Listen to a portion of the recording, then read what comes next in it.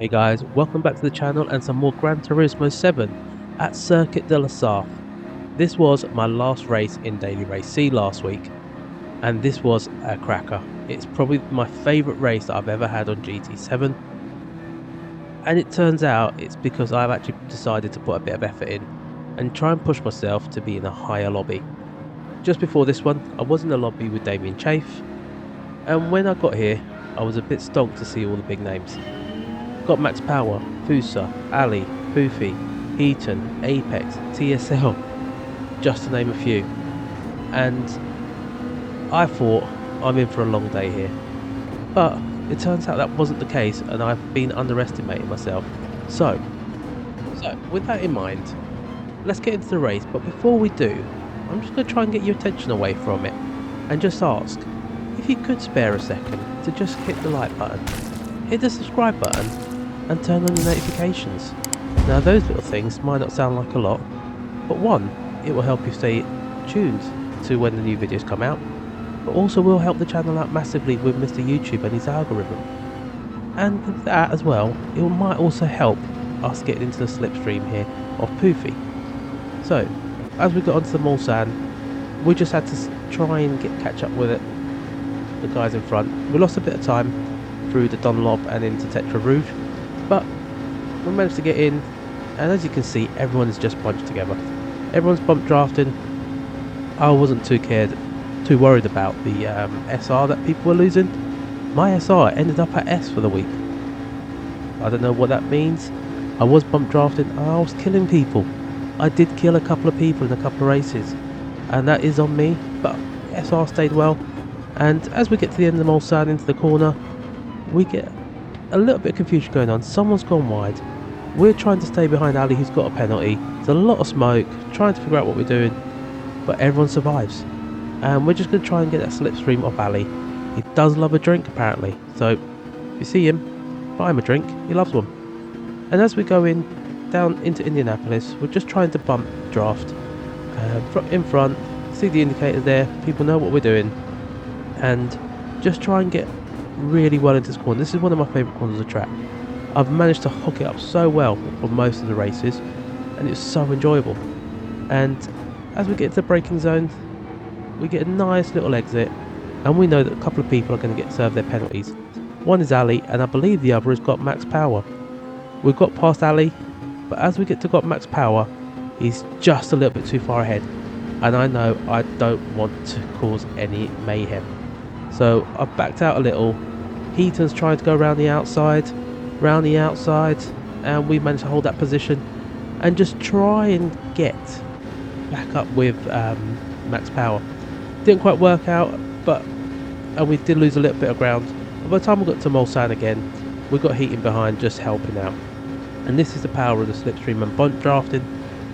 If you just work together, you're going to catch the guys pretty quick. There's quite a big gap, and as you can see, it's just disappeared. And going into the breaking point at the Mulsanne corner, someone's gone wide. TSL's managed to get in front of Max Power. Got a little bit of tap, but that's not on Max, I don't think. And TSL's gone round. That's taken us back up to P2. So P2 in this top lobby, and it's Fusa ahead. Now, we've got to try and not get too far ahead and work with people, but also try and get away from the guys behind. As you can see, I just briefly went purple, which took me by surprise, but it quickly got taken away by a couple of people.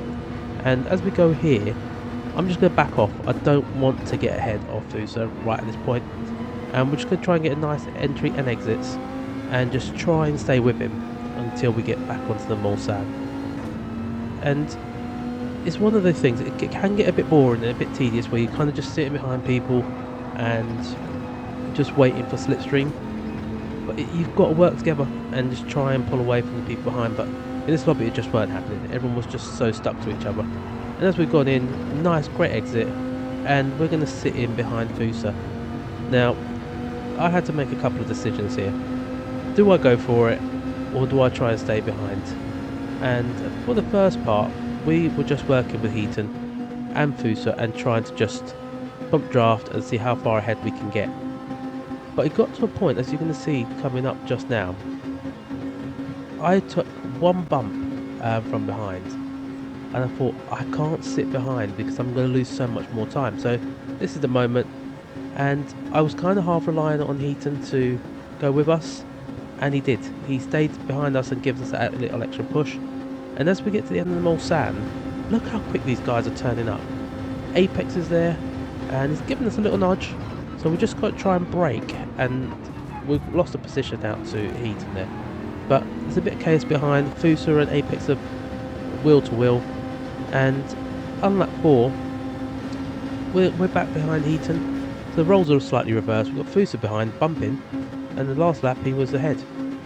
But I'm going to make a big mistake, and I kicked myself for this because I tried that same move again, and it probably was one where I was like trying not to work with people and just maybe get in front of Heaton so he can pump me.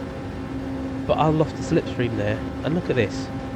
Fusa's gone, Apex is gone, Ali's coming, and as we get into the braking zone, Ali's gone.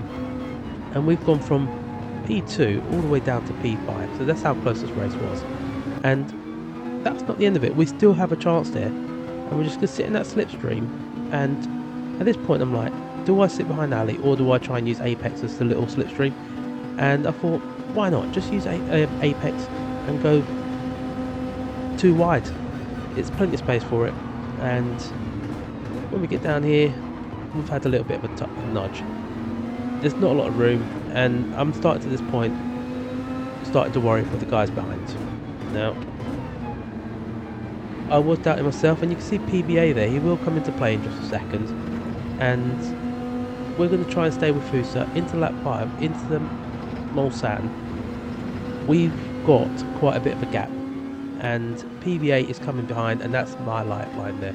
I've got a lifeline. We're going to go for it. The smoke up ahead, and we've got to try and catch up and get close to them. And this race just had it all.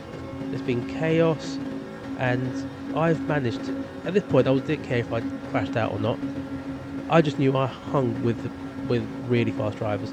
We've left Fusa behind, probably strategical, and he's found it hard to get back to the lead pack again until the end. But we're going to the braking zone, and this was a bit of an issue at first. Not the biggest of problems. We kind of got away. We're still going purple, which blew my mind. And as we go down into Indianapolis, I've got the guys behind, and I'm thinking, am I going to get a chance of having a sniff at the guys in front? And it wasn't. Got bumped from behind, and this is where it kicks off. I go deep in. PBA's gone around the long way around and forced me into Fusa. Now, let me know what you think. Is it my fault? Here, I nudged into Fusa, but I think we were all out of control there at that point, and he's kind of fallen behind. I think he gave us a little flash. Not much I could do, I don't think, and this is all just a drag race down into the Porsche curbs. I managed to stay ahead, and at this point I was tense. I was tenser than the tree on a calm day. I don't know why I've used the tree on a calm day, but it is. That's what I've said. And we're just trying to keep tight to these corners, try not to make any mistakes, and at this point I think it's in the bag. I'm pulling away. I can see Fusa's being a bit of a nuisance there with PBA, and this is it, it's done. I'm going to get a P4 in this lobby, and as we go into the braking zone, we hit the braking point at the right place. We're going to the Fords, all good so far, all good again, and P4. We go to the finish line and we get a penalty. I'm not sure what that penalty was for, but it's a P5, and it shows once you've actually tried and put a bit of effort in and actually focus and try and realise you can be better, you're going to get quite good results. You're going to have these races against these sort of drivers, and you're going to feel good at the end of it. But guys, thank you very much for watching. It's been a bit of a ramble, and again, please do hit that like button, please hit the subscribe button, and I will see you on the next one. See you later.